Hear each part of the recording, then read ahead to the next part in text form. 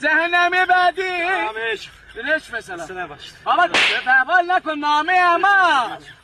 داداش این خط وایده برات گفتم مترو بیارن از خسته شدی شغل شبی ماموری داری برگرد این چی بود؟ من میدونی از چه منتظر تو هم؟ اونا که دیدی اسرائیل بود رد شد اون تیربر گنزانی که داشتی فقط برای تو عزیزم از پایین قهوه دیده میشه از بالا سیاه سوخته اندازش اندازه پیلای آفریقاییه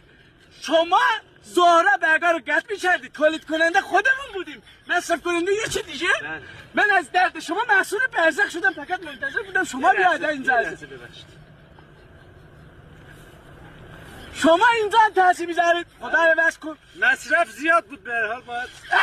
ببین اون اسرائیلو اون اسرائیلو تو اینجا میبینی این بنده خدا رفته بود جون یه چی دیگه رو بگیره جون یه چی دیگه رو گرفته بود چرا؟ چون برگ نبود عزیزم چرا؟ چون تو اون دشمن لعنت رو میزنه میره میاد ببین دیوونه شده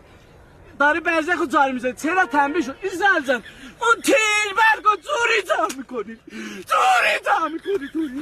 باور کن